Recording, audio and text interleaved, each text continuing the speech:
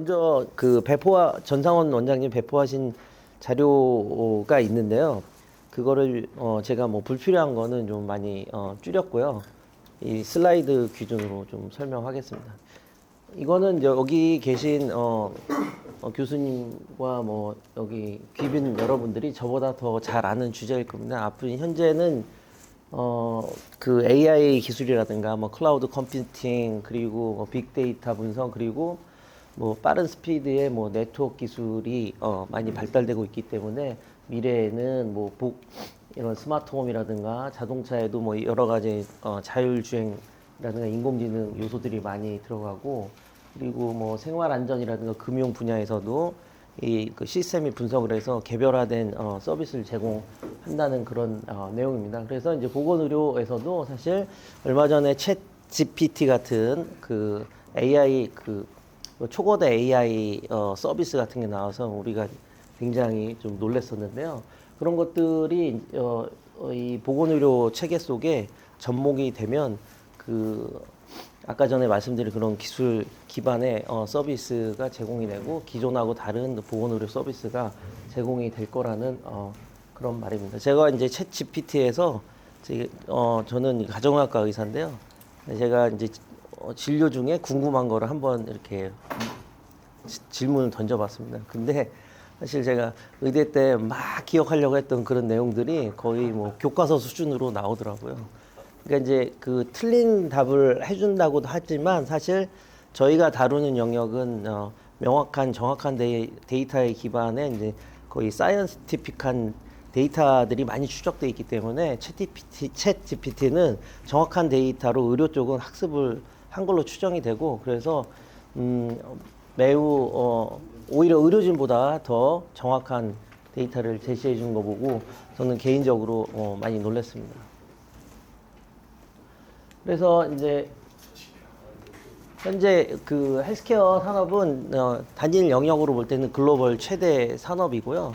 여기에는 헬스케어가 굉장히 포괄적이기 때문에 복지 또는 뭐 헬스케어 관련된 인력들 그리고 관련된 여러 가지 디바이스, 상품, 그다음에 직접 진료비 이런 것까지 다 포괄하고 하기 때문에 그 단일 분야로서는 글로벌 최대 산업으로 추정이 될 수 있고요. 현재 2016년 기준으로 시장 규모가 전 세계적으로 한국 한화로 6천조 정도에 달하는 걸로 추정됐습니다. 그리고 연평균 5% 이상씩 지속적으로 성장하고 있는데 저희 나라의 헬스케어 분야의 그 예산 규모는 전 세계 기준으로 1.2% 정도다. 이거는 이제 우리나라 뭐 내수 위주로 계산된 걸로 저는 추정하고 있습니다. 그래서 이제 이 헬스케어 뭐 고령화되고 그리고 나라들이 다 선진화되고 있기 때문에 건강 관련 서비스 수요가 많아지고 있고 그래서 그 전 세계적으로 보면 지금 매년 4.5%씩 이 산업이 성장을 하고 있는데요. 근데 요즘에 중국이라든가 지금 아시안 지역이 뭐 인구 증가나 경제 발전과 더불어서 아시아 지역은 12% 이상씩 성장이 예상되고 있는 상황입니다. 그래서 지금 여기 보시면 이 하얀색 바는 그 2007년 기준으로 그 각 나라별로 GDP에서 차지하는 그 헬스케어 쪽에 이제 그 포션을 보여주고 있는데요. 지금 연도가 올라갈수록 미국 같은 경우는 전 국가의 GDP 대비 25% 이상까지 헬스케어 예산이 증가될 거라는 예상입니다.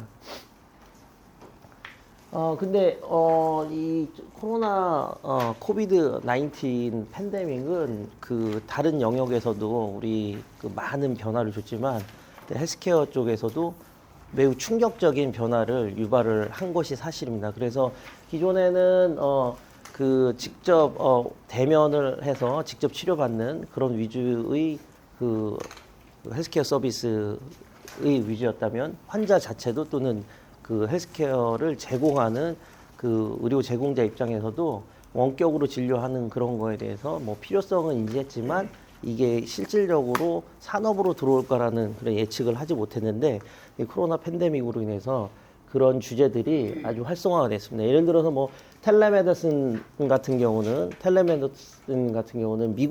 미국이나 캐나다, 오스트레일리아 같은 경우는 워낙 그 인구 밀도가 낮은 지역에 사는 사람과 이제 겨고지에 사는 사람들이 꽤 많고 의료 접근성이 굉장히 떨어졌기 때문에 그런 쪽에서는 텔레메디슨을 많이 쓰긴 했었는데 우리나라 같은 경우는 문만 열고 나가면 바로 가서 20분 기다리면은 쉽게 진료받을 수 있는 그런 환경에서는 이런 원격 진료라든가 비대면 진료가 그렇게 와닿지 않았는데 오늘 코로나 3년 동안 비대면 진료 건수가 거의 1,000만 건 이상으로 폭증했습니다. 그래서 사람들이 이제 이미 그 서비스를 이용해 보니까 이게 이제 워킹 한다는 거 그리고 생각보다 괜찮다는 거를 인지하게 돼서 이 우리나라에서도 지금 이제 비대면 진료 관련된 논의가 계속되고 있고 지금 뭐 관련 법안이 공식적인 법안이 그동안에 임시 법률로 좀 허용돼서 좀 여러 가지 문제점이 야기되고 있었지만 그거를 이제 정부에서 이제 양성화하기 위한 법안을 준비하고 있는 걸로 알고 있습니다. 그 외에 가상화 환경에서 뭐 환자를 본다든가 또는 이제 메타버스 뭐 그런 기술 얘기를 하고 있죠. 그리고 이제 그 일반적인 약품이라든가 뭐 직접적인 의료진과의 컨택을 통해서 치료하는 거 말고 그 컴퓨터 프로그램에 의해서 환자를 치료한다는 그 개념인 디지털 세라피틱스 이런 개념도 나오고 있습니다. 그래서 이제 코로나 이전에는 이거는 한국 데이터는 아니지만 이전에는 환자들한테 이제 그 비대면 진료 또는 원격 진료를 이제 선호하느냐 했을 때 뭐 11% 정도만 뭐 원격 진료를 좀 쓸만하다고 생각을 했는데 지금 코로나 이후에 조사한 바에 의하면 무려 76%의 그 사람들이 우리나라도 거의 그렇게 우리나라 국민을 대상을 해도 지금 하면 뭐 60, 70%, 70% 이렇게 나올 겁니다. 비대면 진료가 유용성이 있다라고 대답하는 분들이요. 그리고 이제 이게 이 서비스를 제공하는 병원 입장에서도 그전에는 굉장히 이런 거에 대해 부정적이었는데 코로나 이후에 뭐 많은 의료기관들이 되게 적극적으로 그런 비대면 원격 진료를 제공하겠다고 나서고 있습니다. 그래서 그 전에 이제 우리나라에서도 그런 논의가 있었죠. 대형 병원에 이제 반복적으로 오는 환자들을 굳이 직접 몇 가지 오게 해서 진료하게 해야 되냐.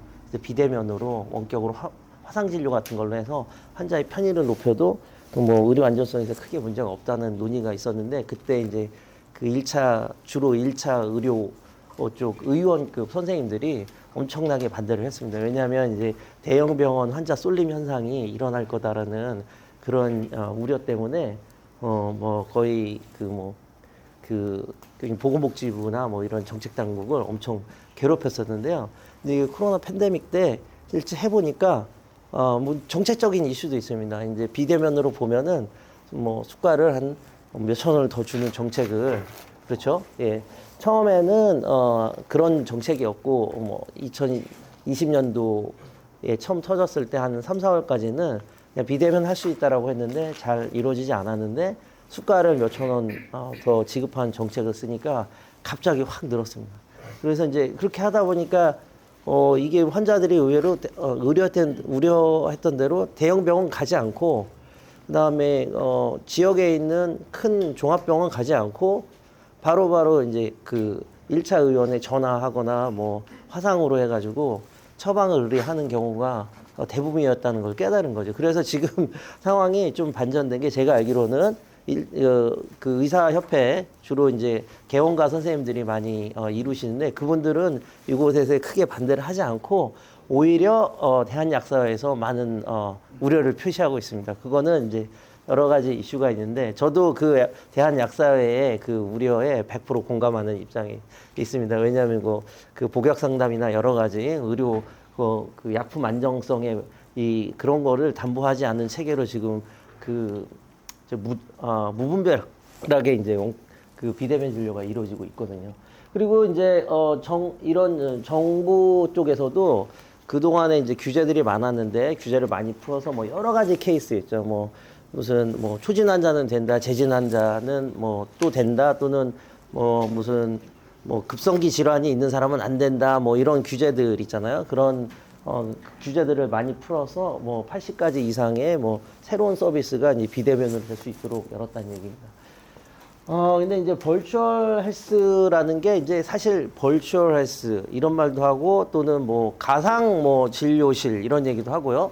또는 요즘에 더 멋있게 얘기해서 뭐 메타버스 이런 얘기도 뭐 아바타, 세컨드 라이프 뭐 이런 그 개념으로 얘기하는데 결론적으로는 그 제가 조금 전에 말씀드린 대로 쉽게 말씀드리면 직접 보지 않고 이제 그 IT 시스템을 통해서 진료를 한다는 겁니다. 그런데 이제 뭐 전화 통화로 이제 전화 진료를 하는 거는 뭐 가상 현실 개념의 진료는 아니잖아요. 그런데 이게 요즘에 이제 가상 환경에 자기 아바타가 들어가 있고 거기에서 자기가 의무 기록을 조회를 할 수 있고 뭐 마치 이제 약간 현실을 이제 거의 이렇게 모방을 하면서 마치 직접 진료를 받는 듯한 그런 느낌을 주는 IT 환경을 뭐 해서 이제 원격 진료라 뭐 그런 가상 환경에서 진료를 제공하겠다는 그런 개념인데요.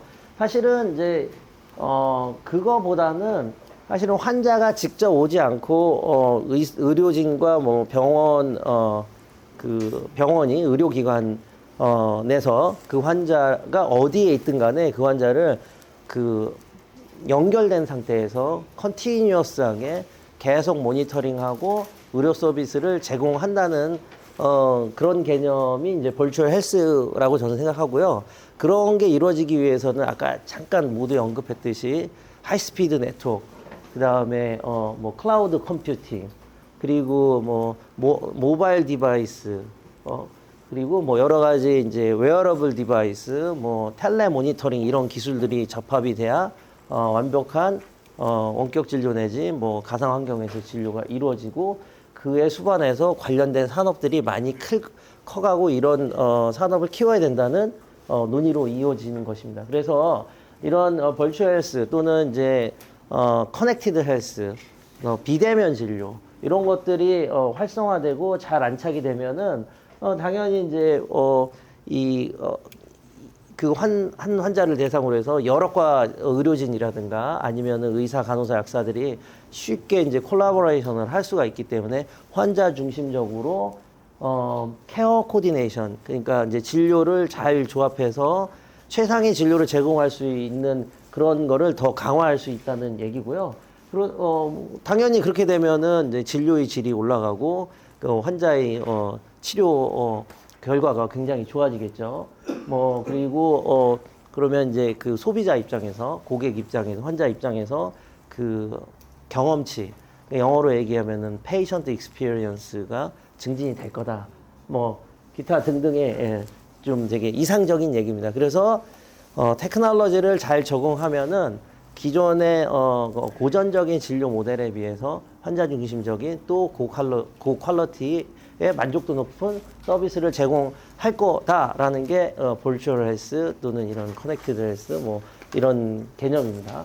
근데 이제 제가 어제 전상원 원장님하고 이제 독대를 하면서 이 슬라이드에 관련된 얘기를 했었는데 전상원 원장님이 요거를 얘기하면서 이제 지금 여기 보시면 이게 이제 디지즈 병을 치료하고 관리하는 영역, 이게 다이렉트 케어죠. 직접 진료 영역의 경제적인 그런 포션보다 이 병을 예방하고 그 다음에 그 건강하게 관리해주는 그런 프리벤션 앤 웰리스 매니지먼트 영역이 훨씬 더 볼륨이 큰 영역이다라는 말씀을 하셨고요. 그런데 이제 이 다이렉트 케어 부분은 주로 뭐 대부분 약이라든가 뭐 진단 기기 뭐 이런 것들인데 그런 것들은 국제적인 공용 제약회사라든가 공용 의료기기 업체 뭐 GE라든가 필립스 이런 업체들이 이미 선점하고 있고 그들의 네트워킹이나 마케팅 능력을 우리나라의 회사들이 따라잡는 게 그렇게 쉽지는 않기 때문에 그것에 집중, 물론 그 신약 개발에 이런 것도 중요하지만 그것에 집중하기보다는 우리나라는 ICT가 굉장히 발달돼 있고 그런 기술들을 빨리 접목할 수 있는 사회문화적 체계가 갖춰져 있기 때문에 프리벤션 내 웰리스 이쪽에 집중하는 게 산업 경쟁력에서 또는 해외 진출 면에서 의료 산업의 해외 진출 면에서 상당히 유리할 거다라는 말씀을 해주셨습니다. 그래서 이제 그 의료 산업이 계속 바뀌고 있죠. 바뀌고 있고 그래서 이제 완전히 뭐 지금 사실은 제가 이제 뭐 10여 년 전부터 일을 하고 있는데 뭐 매년 지금이 패러다임 시프트다, 대격동기, 변혁기다, 뭐 우리는 뭔가를 대비해야 된다 그런 얘기 매년 들었거든요, 사실. 근데 어쨌든 오늘 기준으로도 지금 이제 코로나 팬데믹으로 인해서 그 이후에 의료 산업은 기본 틀이 바뀌는 대전환기에 했기 때문에 그런 새로운 시장이 하고 있고 그것에 대해서 대비를 해야 된다는 거고요. 그래서 미래에는 인공지능 아까 제가 말씀드렸죠. 챗 GPT라든가 여러 가지 AI 솔루션들 그리고 이제 그런 인공지능들이 돌아가기 위해서는 데이터를 크게 모아가지고 뭐 트레이닝 시켜야 되고 분석해야 되고요.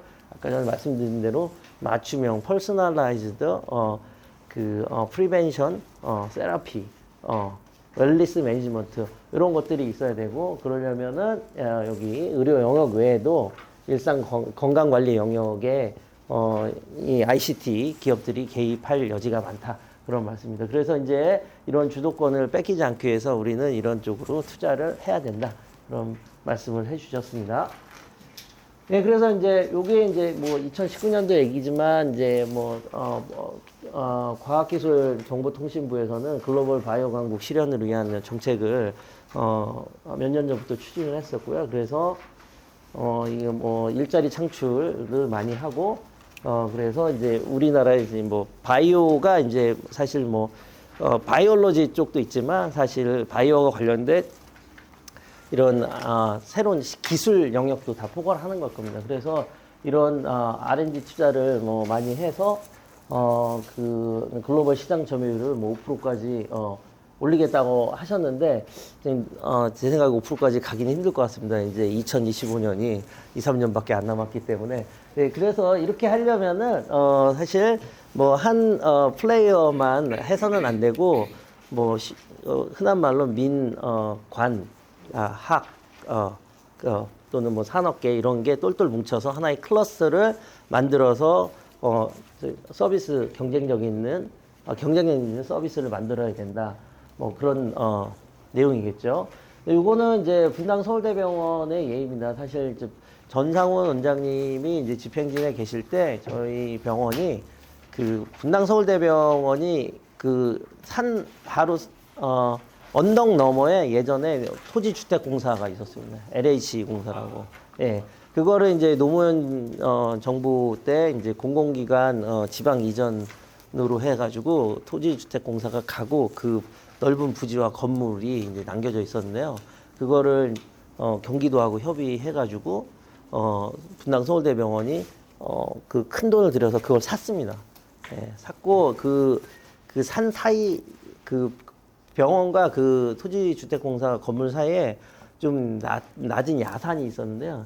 그 안에 한 150m짜리 큰 터널을 뚫었고요. 마치 실내처럼 이렇게 멋지게 해놨는데요. 아무튼 그거를 사서 이제 진료 공간으로 쓰지 않고요. 그 의료기관 중심의 이런 그 헬스케어 그 R&D 클러스터를 만들었습니다. 그래서 헬스케어 혁신파크, 헬스케어 이노베이션 파크에서 HIP를 이제 만들었는데요. 여기서는 이제 그 병원의 부서들 사무실도 들어가 있지만, 그 바이오나 뭐 바이오 관련된, 의료와 관련된 그 회사들이 좀 많이 입주해 있습니다. 뭐 마이크로젠이라든가 또는 뭐 여러 제약회사 이런 데에 들어와 있고, 그래서 이제 이분들이 그 아이디에이션 하기도 좋고 또는 그 아이디어를 그 의료진들하고 협의해가지고 이거를 검증하거나 이제 피저빌리티가 있는지 없는지 보기가 굉장히 힘들잖아요. 그런데 이 클러스터에서는 그런 게 자유롭게 이루어질수록 분당 서울대병원이 이 헬스케어 혁신파크를 만들었습니다. 예, 그래서 여기서는 전 임상실험센터, 임상시험센터, 뭐 인체자원은행, 빅데이터 센터, 정밀의료 센터 등 뭐 창업 보육 센터까지 그 일반 이런 헬스케어에서 뭔가 새로운 기술을 만들고 서비스를 만들고 싶어하는 그 기업들이 스타트업 같은 기업들이 이 센터에서 충분히 지원받을 수 있는 이 체계를 갖춰 놓습니다. 이게 분당 서울대병원에서 운영하는 거지만 분당 서울대병원만을 위한 게 아니고요. 그 여기에 입주해 있는 민간 기관을 위한 시설이고 그 체계입니다. 그래서 이제 창업주가 입주를 하면 뭐 이런 창업 보육센터에서 좀 도움을 받고요. 그리고 여러 가지 동물 실험이 필요하면은 저희 병원에 그 전 임상시험 센터의 설비를 활용해 가지고 여러 가지 하고 싶은 실험을 할 수 있고요. 그리고 지식재산권 같은 거를 인허가를 특허를 내거나 이런 것도 되게 어렵거든요. 일반 기업 입장에서는 그런 것을 다 지원해주는, 사실 정부에서도 그런 기관들이 있는데 여기 저희 병원에서 운영하는 그런 센터에서 이런 걸 해주고, 그리고 이제 그 펀딩을 받을 수 있도록 또 연계를 해주고, 그 다음에 이제 IPO를 이제 쉐어를 한다든가 수익을 쉐어하는 해서 이제 저희 병원이 어느 정도 프로핏을 갖고 이걸 갖고 다시 또 재투자하는 그런 모델을 전상훈 원장님이 있을 때 좀 완성을 했습니다. 그 전상훈 원장님이 이제 원장으로 계실 때 이제 러시아에도 가고 여기 푸틴 앞에서 이렇게 모스크바 시장하고 이제 MOU를 맺으면서 뭔가를 하셨는데요. 이게 뭐냐면 이 스콜코보라는 모스크바 외곽 지역에 있는 작은 도시가 있는데 거기에 300베드급 초현대식 스마트 병원을 분당 서울대병원이 만들겠다라는 그런 협약이었고요. 아마 지금 아마 이광훈 교수님이 그 병원을 뭐 외국에다가 이제 새로 짓고 그거를 이제 운영하는 그거에 대해서는 이광훈 교수님이 더 잘 아실 거로 생각합니다. 그래서 이제 그 외에 이제 거기에 연달아서 모스크바 시에 있는 의사들을 교육해주는 그런 프로그램을 했고요. 그런데 이제 수간호사까지 다 교육하는 프로그램을 했는데 1인당 거의 5,000달러 정도를 받으면서 유상으로 저희가 이제 그분들이 저희 병원에 와서 2, 3주씩 실제 수술장도 가시고 또 뭐 세미나도 듣고 그런 교육을 받고 갔고 굉장히 반응이 좋았습니다. 예.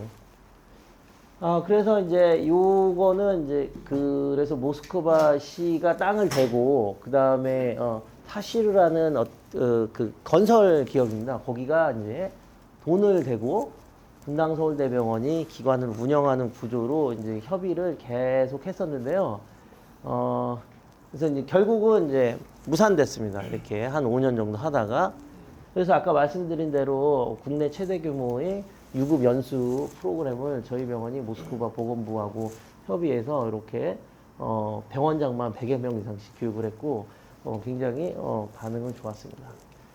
그리고 이제 저희 병원이나 뭐 서울대병원이나 뭐 세브란스 병원이나 이런 우리나라의 탑 병원들은 외국 그 귀빈들이 많이 방문하시는데요.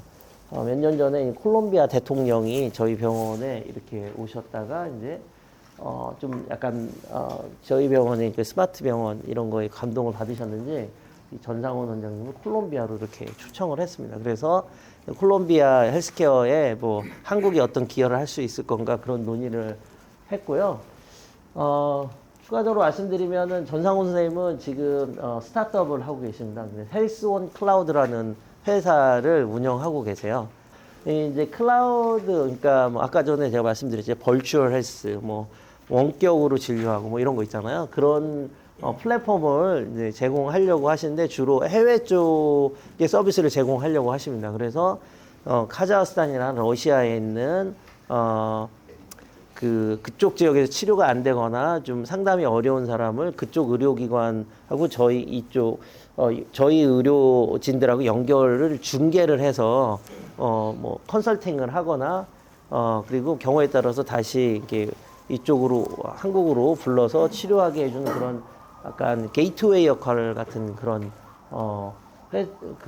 그 서비스를 이제 크게 하시고 하시고 뭔가 프로젝트를 하셨어요. 그래서 이제 콜롬비아 보고타 이런데 이제 이런 ICT 이런 IT 기술을 접목해서 그 원격 진료 플랫폼 같은 거를 이제 파일럿 스터디를 좀 하셨다 하더라고요. 그래서 이렇게 리모트 뭐 검사실 뭐 또는 뭐 리모트 전자 차트 뭐 이런 서비스가 헬스온 클라우드에 올라가 있고, 여기는 실제 산타페 하스피탈 이런 뭐 병원하고 연계되어 있는 이건 디지털 헬스케어 메디컬 센터입니다. 이거는 실제 진료소는 아니고 그냥 원격 가상 그런 거죠. 그래서 환자들한테 여러 가지 앱이라든가 이런 거 나눠주고 이쪽하고 연계해서 이 사람들이 이 플랫폼을 통해서 이 디지털 메디컬 센터에 접속된 환자들을 보는 그런 거를 시도를 하고 계셨고요. 그래서 여기 보시면 이제 여기 뭐 전자 의무 기록이 있고요. 뭐 영상 정보 뷰 보는 게 있고, 이런 세팅을 한번 트라이를 하신 걸로 제가 들었습니다. 그리고 이제 그게 이완으로 여기 또 IDB가 또 나오죠. 여기에서 이제 자금을 또 받아서 콜롬비아를 중심으로 하는 중남미 6개 국가를 대상으로 이제 원격으로 이렇게 헬스케어 IT에 대해서 강의도 하는 뭐 프로그램을 이 코로나 와중에 좀 했습니다. 예.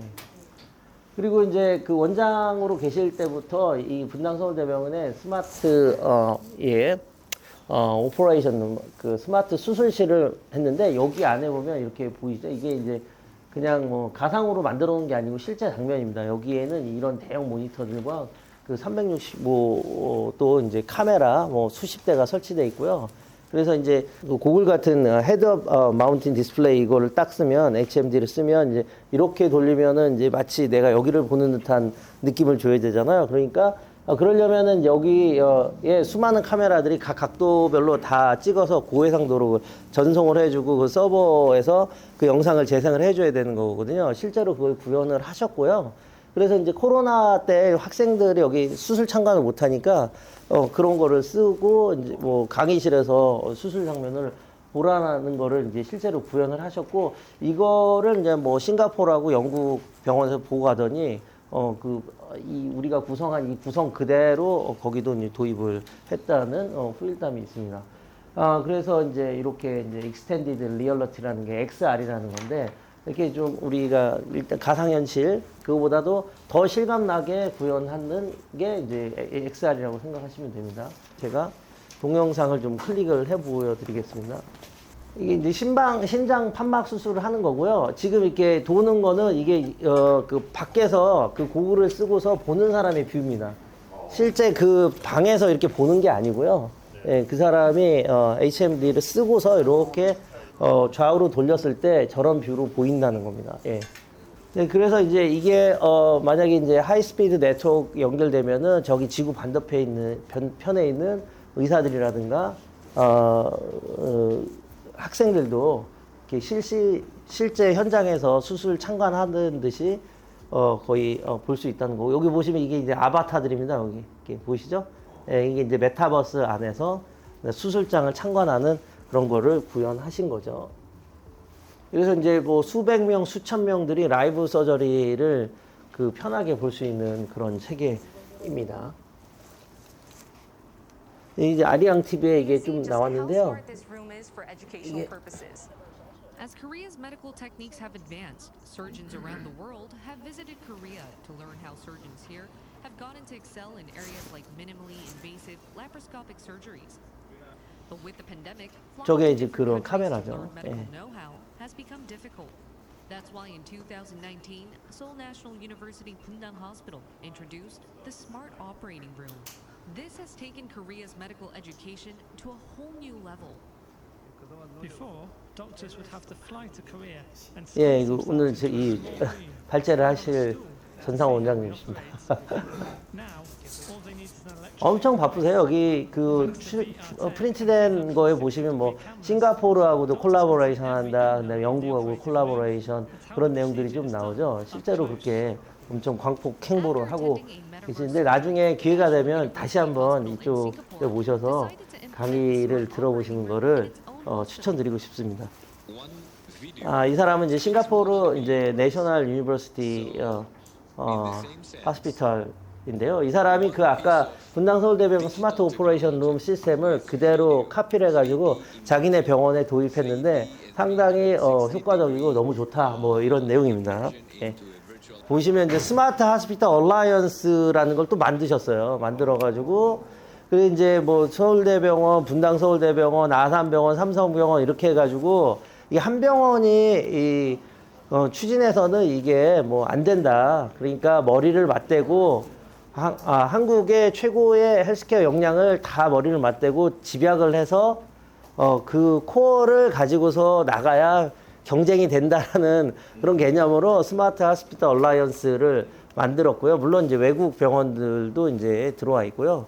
그래서 이제 이 헬스온 클라우드 주체로 이렇게 인터내셔널 헬스케어 메타버스 컨퍼런스 이런 거를 매년 하고 계시고 올해도 5월에 이제 예정돼 있습니다. 그래서 여기 아까 전에 익스텐디드 리얼리티 관련된 가상 현실 관련된 여러 IT 회사들이라든가 또 뭐 카메라 또는 네트워크 이런 관련된 테크놀로지 컴퍼니들까지 다 모아서 이렇게 이런 컨퍼런스를 좀 합니다. 그러니까 뭐 한 300~400명 정도의 규모의 컨퍼런스라고 하고요. 계속 반응이 좋아서 계속 커지고 있다고 저는 들었습니다. 그러니까 결론적으로 이제 말씀드리면 이제 그 미래 먹거리 헬스케어가 미래 먹거리다라는 거는 또 자명한 사실이고요. 근데 어느 한 플레이어만 해서는 절대 해외에 나가서 성공할 수 없다. 예. 그리고 국내 시장이 워낙 작기 때문에 우리나라 시장으로 타겟해서는 절대 이게 ROI가 나오지 않기 때문에 정부, 병원, 기업들이 효과적으로 협업을 해서 글로벌로 나가는 비즈니스를 해야 이 미래 먹거리인 헬스케어 산업을 진짜 미래 먹거리로 만들 수 있다라는 말씀을 하셨고요. 그래서 이제 그동안에는 병원이나 우리나라 아직도 대부분의 병원이나 의료진들이 우리는 환자 보면서 이제 진료비 받고 그런 거로 수익을 올리는 대야라고 생각하는데 특히 대형 병원 아니면 우리나라에서 되게 이름 있는 그런 대형 병원은 진료 외에도 이런 헬스케어 산업을 활성화시켜야 되는 그런 의무가 있다, 책임이 있다. 그런 말씀을 하셨고요. 그래서 이분 이 병원과 의료진이 이런 의료산업 활성화에 더 많이 기여를 해야 되고, 그리고 한국 의료의 세계화에 기여할 때다. 그리고 이제 우리나라는 ICT 인력이 굉장히 좋고 서비스 그런 게 좋기 때문에 이걸 기반으로 디지털 헬스케어와 실제 우리나라의 그 고품질 진짜 의료진의 의료 의수를 결합해서 나가면 분명히 승산이 있을 거다는 말이고요. 그래서 이제 이광 선생님 좀 뒤에 말씀하실 그런 해외의 대형 병원 운영이라든가 이런 것들이 다 이런 개념과 연관이 된다라는 겁니다. 그럼에도 불구하고 이제 아까 제가 말씀드렸죠. 한 리더가 뭔가를 추진을 쫙 해야 하는데 갑자기 여러 가지 이유로 그 자리에서 물러나게 되고 크게 벌이던 사업이 갑자기 이제 좌초가 되고 그런 일이 너무 비일비재하고요. 그래서 이런 리더십 부재의 문제는 해결이 되고, 그리고 늘 얘기하는 대로 저희 기초연구에 대한 인프라가 확실히 부족하고, 그리고 이제 각종 주제가 많기 때문에 이런 빅데이터를 만들기 위한 그 데이터 컬렉션이 굉장히 어렵다. 그리고 저는 요게 굉장히 중요하다고 생각하는데요. 우리나라 분들이 아직도 이제 그 글로벌 커뮤니케이션 능력이 많이 떨어집니다. 예, 그래서 해외 나갔을 때 비즈니스를 어떻게 해야 되는지 그런 거에 대해서 굉장히 좀 날리지가 많이 떨어지고, 그래서 초기에 많이 실패를 하는 경우가 많은 것 같고요. 경우에 따라서 좀 약간 법적 문제에 휘말리기도 하고, 그래서 그런 것들이 이제 개선이 돼야 이제 저희가 해외에 나가서 정부나 우리 병원이나 이런 학계에서 바라는 대로 큰 헬스케어 글로벌 헬스케어 시장의 상당 부분을 저희 것으로 만들 수 있다라는 게 전상훈 선생님의 말씀이시고, 저희 발표는 이 정도로 하고 이제 앞으로 이제 의료나 ICT 분야의 그 해외 진출 관련돼서 토론을 갔으면 하면서 저희 발표를 여기서 마치도록 하겠습니다. 감사합니다.